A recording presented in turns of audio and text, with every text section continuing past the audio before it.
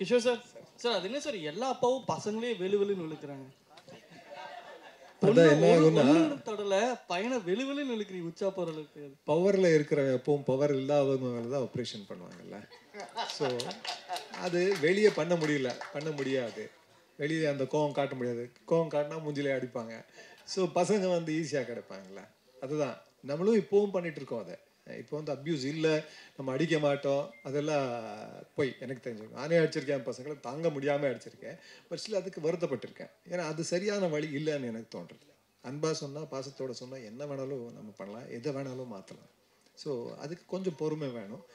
அந்த பொறுமை தான் இந்த படம் கற்றுக் கொடுக்கணும் எனக்கு தோன்றுறது. சார் இப்போ உள்ள ஒன் செகண்ட் பிரதர், ஒன்றும் இல்லை, பொண்ணுங்களை அடிக்கிறது இல்லை, ராணியாக பார்க்குறாங்கல்ல, அதுவே பிரச்சனை தான். அவங்கள வீட்டுக்குள்ளே பொத்தி வைக்கிறது, இந்த மாதிரியான விஷயங்கள், அது அவங்களுக்கு வேறு மாதிரியான விஷயங்கள் இருக்கும். பசங்களை ஸ்ட்ரெயிட்டாக அடிக்கிறது, அந்த மாதிரியான விஷயங்கள் இருக்கும்போது பெண் குழந்தைகள் வளர்க்குறப்ப அவங்களுக்கு வேறு மாதிரியான அப்பாவுக்கு அதுவும் ஒரு வகையான அப்யூஸ் தான். அப்பா அப்யூஸ் பண்ணுறாரு அப்படின்னா தப்பான அர்த்தத்தில் எடுத்துக்குவேன்னா அவங்களுக்கு இருக்கிற நிறைய ரெஸ்ட்ரிக்ஷன்ஸே அப்யூஸ் தான் நான் நினைக்கிறேன். அவர் பிரதர் கேட்கும்போது கூட பசங்களை அடித்து வளர்க்கலாமான்னு கேட்டார். 100% அடித்து வளர்க்குறது தப்பு தலைவர். ஏன்னா அது எந்த வகையிலுமே ஹெல்ப் பண்ணாது. அதான் பேசும்போது கூட ஒருத்தர் சொன்னார், ஒரு பானையை வடிக்கும் போது அதை அழுத்தி பிடிக்க முடியாது, உடஞ்சிரும். அடித்து எதுவுமே பண்ண முடியாது, உடஞ்சிரும். அது சாஃப்டாக பக்குவமாக தான் ஹேண்டில் பண்ணி ஆகணும். அதுதான் பேரண்டிங்காக இருக்கணும். ஸோ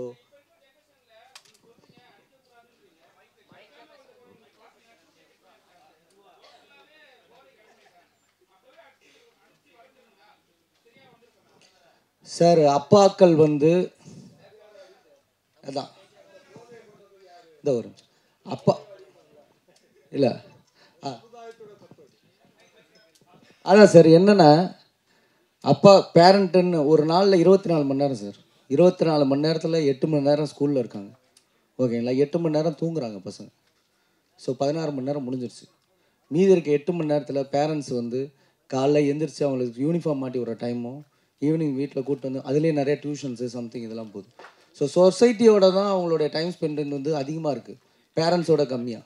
ஸோ நீ ஏன் ஒழுங்காக இருக்க மாட்டேன்னு அடிக்கிற இடம் மட்டும்தான் வீடாக இருக்கே தவிர அவங்கள வளர்க்குற இடம் வீடாக கிடையாது. முடிஞ்ச அளவுக்கு அவங்களுக்கான சொசைட்டியை க்ரியேட் பண்ணி தரது தான் விஷயமா இருக்குது. ஸோ ஒரு வீடு மட்டும் ஒரு குழந்தைங்களை நல்லா வளர்க்காது. 100% சொசைட்டியும் கரெக்டான சொசைட்டியாக இருந்தால் தான் குழந்தைங்க வளர்க்க முடியும். அதுதான் வீதியும் தான் வளர்க்குது. ஸோ அதனால் இதில் நிறைய ஏற்ற இறக்கங்கள் இருக்குது சார். ஏன்னா நான் ஒரு பேரண்ட்டாக இன்றைக்கி பசங்களை வளர்க்கும் போது நிறைய கன்ஃபியூஸ்குள்ளே போகிறேன். எது சரி எது தப்புன்னு புரியாத ஒரு சூழ்நிலை இருக்குது. அப்போ பார்க்கும்போது தான் தெரியுது, எல்லாரும் சேர்ந்து தான் ஒரு பையன் நாளைக்கு ரோட்டில் போகிறான்னா அதை தான் பையனாக நினைக்கணும், அவனுக்கான சொசைட்டி நம்ம தான் க்ரியேட் பண்ணி தரணும். ஸோ ஜென்ரலாக 2K கிட்ஸ்ன்னு நம்ம கார்னர் பண்ணவே முடியாது. ஸோ பண்ணவும் கூடாது. தேங்க்ஸ். டைரக்டர் சார், சார் இந்த படம் பார்க்கும்போது சொல்லுங்கள். பம்பாய் படம் பார்த்த மாதிரி ஒரு லாஸ்ட் சீன்லெஸ் ஃபீல். ஏன்னா அது அதே மாதிரி 2 குழந்தைங்களும் அந்த இடத்துல அழுதுன்னு இருக்கும் கரியோட, இந்த குழந்தைங்களும் அழுது. ஸோ அந்த படம் பார்த்த இம்ப்ரெஷனாக எடுத்தீங்களா இல்லை வந்து டோட்டலாகவே வேறு ஜெனரா? இல்லை, ரைட்டிங்காக ஸ்ரீதர் எழுதும் போது அதோட எண்டு அங்கே தான் போய் முடியும் கதையாக. அதை நம்ம இப்போ ரிவீல் பண்ண முடியாது. ஸோ வெளியே கதையை சொல்கிற மாதிரி இருக்கும், பார்க்குறவங்களுக்கு டிஸ்டர்ப் ஆகும். ஸோ நீங்கள் பார்த்துட்டீங்க இல்லையா? ஸோ அந்த இடத்துல தான் போய் முடியுது. காசஸ் வேறு, காரணங்கள் வேறு, கதையில் இருக்க காரணமும் அந்த பம்பே படத்தில் இருந்த காரணமும் வேறு. பட் விஷுவலாக நம்மளுக்கு அந்த எப்படி சொல்கிறது, ரெண்டுத்துலேயும் விஷுவல் கம்பேரிசன், அந்த பிளேஸ் அப்படி உங்களுக்கு ஃபீல் ஆகிறதுனால அதை வார்த்தையாக கூட என்னால் சொல்ல முடியல, அது ரிவீல் ஆகிடும்ட்டு. ஸோ அதுதான் காரணம், வேறு ஒன்றும் இல்லை. பட் டோட்டலாக காரணங்கள் வேறு, கேரக்டர்கள் வேறு, எல்லாமே வேறு. கிருஷ்ணா சார் எப்பவுமே ஒரு ஹீரோவாக சூப்பராக ஒரு பப்ளியாக பார்த்துருப்போம். இந்த படத்தில் ஏன் அவரை வந்து கொஞ்சம் ஏஜ்டாக காட்டியிருக்கீங்க? ஏஜ்டாக காட்டலைங்க, அந்த கேரக்டருக்கு ஒரு மெச்சூர்டாக. இப்போ போலீஸ்காரங்க ரெகுலராக நீங்கள் பார்த்தீங்கன்னா 25 வயசு தான் ஆகும், 25-26 வயசு தான் ஆகும். ஆனால் அவங்களுடைய அனுபவ முதிர்ச்சியால் அவங்களோட முகத்தில் மாறுதல் ஏற்படும். சீரியஸாக நீங்கள் நிறையா போலீஸை நோட் பண்ணிங்கன்னா தெரியும், சீக்கிரம் அந்த முதிர்ச்சி தெரியும். அதனால தான் நீங்கள் படத்துலேயே கூட ஒரு மெச்சூர்டாக காட்டுறாங்க நிறையா படங்கள். அது காரணம் வந்து இயல்புலேயே அவங்களுடைய ஒர்க் டென்ஷனு, அவங்களோட ஒர்க் ஃப்ளோ காரணமாக அவங்களுக்கு ஒரு 30 வயசு ஆளே அவங்களுக்கு 40 கிட்ட தெரிவாங்க. ஸோ அதனால தான் அந்த தோற்றத்தை உருவாக்குனது. இயல் வந்து விஜய் சார் கூட நடிச்சவங்க கொஞ்சம் அவங்களே வந்து யார்கிட்ட சொன்னாங்க, இவங்க கூட சொன்னாங்க எனக்கே வந்து அழகாக கற்றுக் கொடுத்தாங்கன்ட்டு. உங்களுக்கு என்ன கற்றுக் கொடுத்தாங்க? எனக்கு எப்படி ஸ்பாட்டில் ஜாலியாக நடிக்கணும், டென்ஷன் ஆகாமல் ஒர்க் பண்ணணும்னு கற்றுக் கொடுத்தாங்க. ஏன்னா நான் கொஞ்சம் டென்ஷன் பார்ட்டி, அவங்க ரொம்ப கூலாக பண்ணக்கூடிய ஆள். சார் டைரக்டர் சார் உங்கள் பெருந்தன்மையை முதல்ல பாராட்டுறேன். அந்த ரைட்ரு தான் சில சீன்ஸ் எடுத்தாருன்னு சொன்னீங்கல்ல, அந்த இடத்துல நீங்கள் ரொம்ப வசந்துட்டீங்க சார். இங்கெல்லாம் பேர் போடுறதே விரும்ப மாட்டாங்க நிறைய டைரக்டர்ஸ். இல்லை சார், இல்லை அவரை பாராட்டுறதுக்கு எதுக்கு சொல்கிறேன்னா, இந்த பண்பு, இந்த மாதிரி கதை வாங்கி பண்ணுற பண்பு இருந்தால் தமிழ் சினிமா இன்னும் சூப்பராக இருந்திருக்கும். சரி, நீங்கள் வந்து இன்னொரு கதையை வந்து வாங்கி பண்ண அதை இவர் தான் கொடுத்தாரு, அவரும் சில சீன்ஸ் டைரக்ட் பண்ணாருன்னு சொன்னீங்கல்ல, அந்த பெருந்தன்மை உங்களுக்கு லைஃப் லாங் இருக்குமா? ஏன்னா வந்து நம்ம இதில் நிறைய பேர் அந்த மாதிரி இல்லை. அதே மாதிரி இந்த மேலே ஐஸ்டன்ஸ் எல்லாம் கூப்பிட்டு பண்ணீங்கல்ல, அதுக்கும் பாராட்டுகள். நன்றி. சொல்லுங்கள் உங்கள் கருத்து. ஒரு விஷயத்தை நான் பிலீவ் பண்ணுறேன் சார். எப்போவுமே நான் தப்பு பண்ணிட்டா கூட தப்பு பண்ணிட்டேன்னு சொல்கிறேன். காரணம் என்னென்னா, உண்மையை சொல்லும் போது திணற மாட்டோம், பொய் சொல்கிறதுக்கு திணறுவோம். ஸோ அதனால் எதையாவது மறைக்க ட்ரை பண்ணிங்கன்னா தான் நீங்கள் மாட்டுவீங்க. ஸோ அதனால் நான் எப்போவுமே ஃபாலோ பண்ணுவேன். அவர் டேரக்ட் பண்ணது உண்மை அந்த போர்ஷன்ஸு. ஸோ அதனால் சொல்லிட்டேன், அவ்வளோதான். அதில் கிருஷ்ணா சார் உங்களுக்கு ஒரு கேள்வி. இன்றைக்கி வந்து உங்கள் அப்பா இந்த பக்கம் அந்த பக்கம் அடித்தா பந்து மாதிரி போகணும், எங்கள் அப்பாவும் அப்படி தான். ஆனால் வந்து இன்றைக்கி உள்ள பிள்ளைங்களை பார்த்தா, நம்மளே ரோட்டில் போகிறப்ப, இந்த ஸ்கூல்லாம் முடிஞ்சு போகிறப்ப பார்த்தா கொஞ்சம் கஷ்டமாக இருக்குது. வளர்ப்பு சரியில்லை அப்படின்றது தோணுது சில இடத்துல. ஏன் காரணம்னா, டீச்சர்ஸையும் அடிக்கக்கூடாதுன்னு இப்போ நம்ம ஊரில் அந்த மாதிரி ஒரு இது இருக்குது. பேரண்ட்ஸும் கிட்டத்தட்ட அடிக்கிறத கை விட்டோம். அவங்கள்ட்ட இருந்து செல்ஃபோனே நம்மளால் பிடிக்க முடியல. நான் வந்து அப்பத்தி பற்றி பேசுகிறேன். எங்கள் அப்பா என்ன அன்றைக்கி அடிக்கலைன்னா நான் பொறுக்கி மாதிரி சுற்றி நிறுத்துப்பேன் ரோடெல்லாம். அது உண்மை. நானும் எங்கள் அண்ணன் சேட்டனா வேறு லெவல். அந்த டிசிப்ளின் எனக்கு அவர்கிட்ட தான் வந்துச்சு. நான் அவர்கிட்ட நிறைய கற்றுக்கிட்டேன் வேறு. இந்த காலத்தில் அடிக்கிறது கரெக்டாக இல்லையான்னு எனக்கு கேட்காதீங்க. ஏன்னா என் ஃப்ரெண்டோட குழந்தைக்கு ஷேக் ஹேண்ட் கொடுக்க முன்னாடி, மச்சான் ஷேக் ஹேண்ட் கொடுத்துக்குவான்னு கேட்குறேன் நான். ஸோ அதெல்லாம் நிறைய மாறி இருக்குது. இப்போது அடிக்கலாமா வேணான்றது இவங்க தான் சொல்கிறேன். இவங்க தான் பசங்க இருக்காங்க. கிருஷ்ணா அண்ணா நீங்களே ஒரு நிமிஷம். என்னென்னா, இப்போ வந்து ஒரு ப்ரொடியூசர்னா ஒரு பெரிய வேலை. ஒரு ஹீரோ, ஒரு ஆக்டர்னா அவங்க போய் நடிச்சுட்டு வந்துடுவாங்க. உங்களுக்கு ப்ரொடியூசராக இருக்க பிடிச்சிருக்கா, ஆக்டராக இருக்க பிடிச்சிருக்கா? எனக்கு நடிக்க தாங்க பிடிக்கும். நடிக்கிறதுக்காக தான் அமெரிக்காவிலேருந்து வந்தனும் நடிச்சுட்டு தான் இருப்பேன். ப்ரொடக்ஷனுக்கு ஏன் வந்தேன்னா, நிறைய கதைகள் வந்து நான் நடிக்க முடியாத கதைகள் நிறைய வந்தப்போ, இதை நம்ம சொல்கிறதுக்கு ஒரு இடம் வேணுமேன்றப்போ தான் எனக்கு ஓடிடி பிளாட்ஃபார்ம் அந்த சான்ஸ் கிடச்சிது. ஸோ கண்டினியூஸாக கதைகள் சொல்லிகிட்டு இருக்கேன். அதனால தான் நான் நடித்த நான் ப்ரொடியூஸ் பண்ண எந்த சீரீஸும் நான் இருந்திருக்க மாட்டேன். இதுலேயும் நான் இல்லை.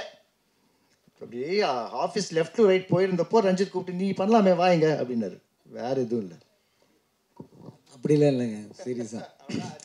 இல்லை அவருக்கு என்னென்னா, ஆக்சுவலாக அவர் கதைகள் தேர்வில் சில படங்கள் தவறாக இருந்தாலும், விஷுவலாக மற்ற விஷயங்களில் கதை தேர்வில் வந்து அவர் எப்பவுமே ஸ்ட்ராங்காக இருந்திருப்பார். அவரோட படங்களோட லைனப்பை பார்த்தீங்கன்னா தெரியும், ரொம்ப ஸ்ட்ராங்கான பர்சன். ஸோ அந்த மாதிரி தான் இந்த படத்தையும் பண்ணார். நான் என்ன சொன்னேன்னா, அவர் காப்பா இது வரைக்கும் பண்ணதே கிடையாது. நீங்கள் பண்ணால் டிஃப்ரெண்ட்டாக இருக்குன்னு ஃபீல் பண்ணேன். அவர் வந்து ஒரு ஃபுல் லென்த் படத்துக்கான ஒரு ஆள். இந்த கேரக்டருக்கு நான் கூப்பிட்டது, நான் எப்படி கூப்பிட்டேன்னா, குழந்தைங்க படம், அதில் நம்ம பாட்டாக இருக்கணும் பதர் அப்படி தான் சொன்னேன். அதை தாண்டி அந்த கதாபாத்திரத்துக்கு அவர் ரொம்ப கரெக்டாக பொருந்தினார். அதனால தான் கேட்டேன். 100% ஆள் கிடைக்காம பண்ணோன்ற மாதிரி சொல்கிறாருல, அதெல்லாம் கிடையவே கிடையாது. ஏன்னா நீங்கள் அது ஒர்க் ஆகிருக்குல்ல, அப்போ அது கரெக்டாக பொருந்ததுனால தான் ஒர்க் ஆகிருக்கு. Thank you sir. அப்புறம் கிருஷ்ணா சார் இன்னொரு கேள்வி உங்களுக்கு கிருஷ்ணா சார். சார் அதாவது இப்போ படங்களில் இப்போ நிறைய நடிக்கிறத குறைச்சிட்டு ப்ரொடக்ஷனில் தான் அதிக கவனம் செலுத்துறீங்க அப்படின்னு சொல்லிட்டு ஒரு தகவல் இருக்குது. அப்புறம் அண்ணன் கூப்பிட்டா கூட, நீ போடுற வேலையை பாரு, எனக்கு தயாரிக்கிற வேலை இருக்குது அப்படின்லாம் சொல்கிறீங்களா? ஏன் நடிப்பு குறைச்சிட்டிங்களா, தயாரிப்பில் அதிகமாக கவனம் செலுத்துறீங்களா? எப்பா, நான் குறைக்கவே இல்லைண்ணே. நான் வந்து பல கதைகள் கேட்டுட்ருக்கேன். அது என்ன ஆகுதுன்னா, ஒரு படம் ஹிட்டு கொடுத்தோன்னு வச்சுக்கோங்களேண்ணே, அந்த பெரிய பெரிய டைரக்டர்ஸ் அசிஸ்டன்ஸாக வந்து கதை சொல்லுவாங்க. இல்லை ஒரு ராம் சார் மாதிரியோ வெற்றிமாறன் சார் மாதிரியோ அசிஸ்டண்ட்டாக இருந்தவங்க போய் கதை சொல்லுவாங்க. தொடர்ந்து 5 ஃப்ளாப் கொடுத்தீங்கன்னு வச்சுக்கோங்களேன், உங்களுக்கு அந்த மாதிரி கதை தான் வரும். எந்த படம் கூப்பிட்டாலும் இவன் பண்ணிவிடுவான் அந்த மாதிரி. ஆனால் என் கதை அது கிடையாது. எல்லா படமும் ஓடணுன்னு தான் நான் பண்ணிகிட்டு இருக்கேன். நான் கேட்டுட்டு தான் இருக்கேன். நீங்கள் வந்து ஆஃபீஸ் வந்தீங்கன்னா அவர் கேட்பார், எங்கே இருக்கீங்க, கதை கேட்குறீங்க. இன்னும் கதை கேட்டுட்ருக்கேன். ஏதாவது இன்ட்ரெஸ்டிங்காக வரணும் இல்லை சார்.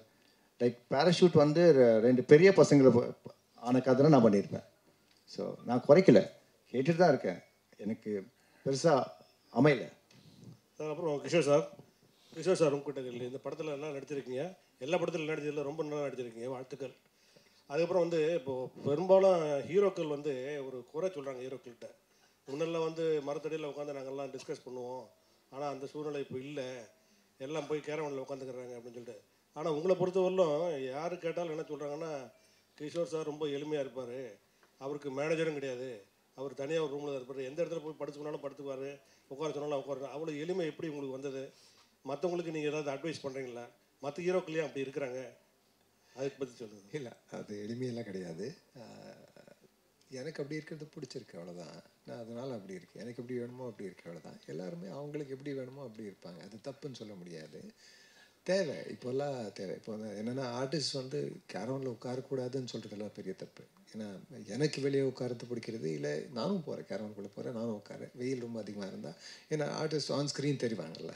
ஸோ வேத்து ஊற்றுட்டு இருந்தால், சீனில் அப்படி இருந்தால் ஓகே, ரொமான்டிக் சீனில் வேத்து ஊற்றுட்டு இருந்தால் எதிரில் இருக்கிறவங்களே ஓடி போயிடுவாங்க. ஸோ அதனால் எது தேவையோ அது இதெல்லாம் இப்போ கார் தேவையாகிடுச்சு நமக்கு. ஏன்னா அவ்வளோ டிராஃபிக், அந்த புகை, அந்த சவுண்டு, இதுக்குள்ளெல்லாம் போக முடியாது. அதனால் காரில் போகிறோம்ல.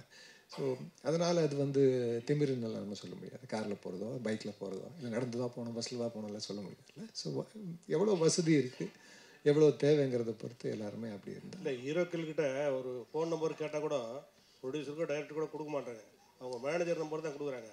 ஆனால் நீங்கள் ஃபோன் நம்பரும் கொடுத்து அவங்க ஃபோன் பண்ணால் நீங்களே எடுத்து பேசுகிறீங்கன்னு வர சொல்கிறாங்க. இல்லை, அதனால தான் உங்களுக்கு பாராட்டு. அது என்னோட பிரச்சனை. அது என்னோட அதான் நீங்கள் சொன்ன மாதிரி எல்லாம் பெருசாக ஒன்றும் இல்லை. எனக்கு என்னென்னா, நான் விவசாயம் வேறு பண்ணுறேன்ல, எதுக்கு பண்ணுறேன்னா எனக்கு மனுஷங்களோட இருக்கிறது கொஞ்சம் கஷ்டம். ஸோ இந்த மாதிரி நாய், ஆடு, மாடு, கொஞ்சம் செடி அந்த மாதிரி இருந்தால் ஓகே. ரொம்ப மனுஷங்க அதிகமாக என்னை சுற்றி இருந்தால் எனக்கு ரொம்ப கஷ்டம், எனக்கு மூச்சே வாங்க முடியாது. அதனால் வந்து என்னை சுற்றி நான் மனுஷங்களை வச்சுக்கல, அவ்வளோதான். அது என்னோட பிரச்சனை. அது பெருசாக ஒன்றும் இல்லை. தேங்க்யூ. கிஷோர் சார், இந்த கதை ரொம்ப நல்லா இருந்தது, எல்லாமே நல்லா பண்ணியிருந்தீங்க, உங்கள் ஒர்க்கும் சரிக்கானே எல்லாருமே. ஆனால் இந்த கதையை கேட்குறப்போ என்னடா இது பெங்களூரில் இந்த மாதிரி அடிதடி அப்படின்னு உங்களுக்கு தோணுச்சா? அந்த இதில் வந்து நம்மளை வந்து நீங்கள் வந்து ரொம்ப மெச்சூர்டாக இருந்தது படம் மொத்தமாக பார்த்தேன்.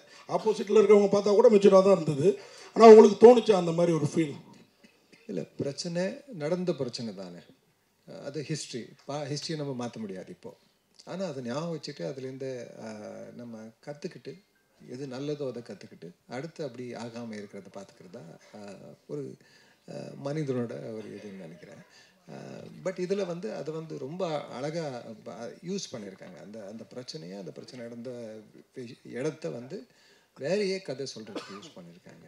அது யார் யார் மேலே எப்படியெல்லாம் இம்பேக்ட் பண்ணுங்கிறது நீங்கள் பார்த்தீங்கன்னா ஃபைனலாக வந்து ஆமாம், இந்த மாதிரி இந்த பிரச்சனையும் நடக்கக்கூடாது, அதுலேருந்து யாரோ பாதிக்கப்படுறாங்க, அது தெரியவே இல்லை நமக்குன்னு தோணும் உங்களுக்கு. ஸோ அதனால் அது தெரியும். இப்போ ஃபுல்லாக கதை சொன்னப்போ எனக்கு தெரிஞ்சுது அது வந்து எங்கேயும் தப்பாக யூஸ் பண்ணல, அது அட்வான்டேஜாக யூஸ் பண்ணிக்கலன்னு சொல்லி அதுக்கு எவ்வளோ தேவையோ, எதுக்காக தேவையோ ஒரு நல்ல விஷயத்துக்காக யூஸ் பண்ணிக்கோங்க. அதனால் தேங்க்யூ.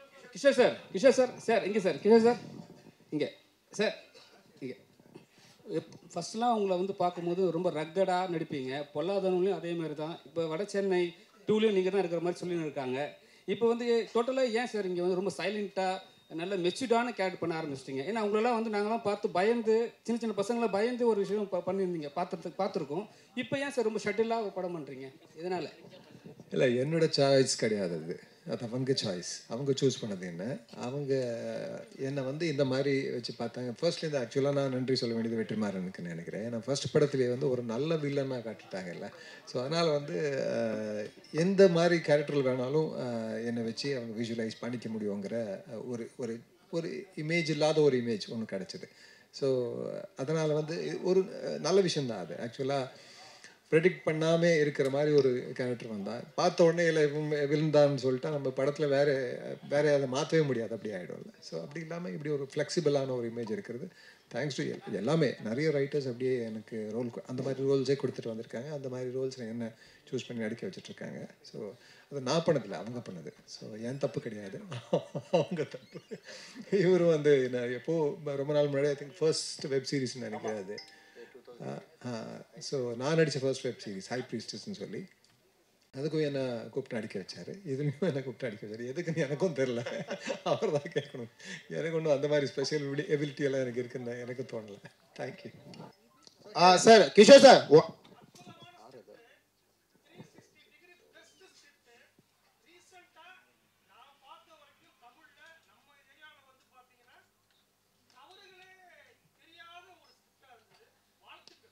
மைக் அங்க கொடுங்க சார். மைக் அவர்கிட்ட கொடுக்க முடியும். தேங்க்யூண்ணா தேங்க்யூண்ணா தேங்க்யூண்ணா.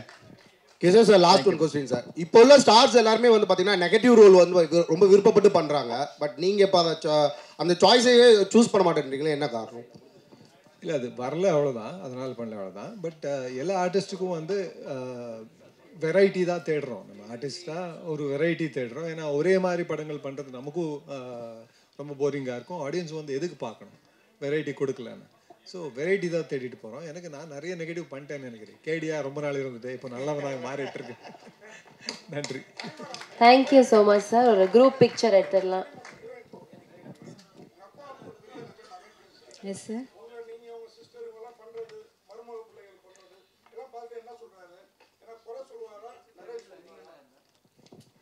அப்பா குறை சொல்ல மாட்டாரு. அது அப்பா எப்பவுமே பாசிட்டிவாக தான் பார்ப்பாரு. அப்பா ஏதாவது ஒன்று பண்ணிகிட்டே இருப்பார். இப்போ வந்து சீரியல் நடிச்சிட்டு இருக்காரு, எழுதிட்டு இருக்காரு, ஸ்கிரிப்ட் எழுதிட்டு இருக்காரு, ஒரு சில மூவிஸ்க்கு டைலாக் எழுதுறாரு. அவர் எப்பவுமே அமைதியாக இருக்க மாட்டார், ஏதோ ஒன்று பண்ணிகிட்டே இருப்பார். Thank you thank you thank you. ஐயோ என்னங்க, நான் தான் சொன்னேனே, அவர் தான் வந்து நான் சொன்னேன் எனக்கு பயமாக இருக்குது சார், நான் அவர்கிட்ட தான் சொன்னேன் எனக்கு டென்ஷனாக இருக்குது சார், நான் அவர்கிட்ட தான். அப்போ அவர் எனக்கும் டென்ஷனாக இருக்குது, எனக்கும் பயமாக இருக்குது, ஒன்றும் இல்லை, நம்மலாம் சேலிங் இந்த same boat. Okay Kishore sir, மறுபடியும் சொல்லிடுறேன். எஸ், ஒரு குரூப் பிக்சர் எடுத்துடலாம்.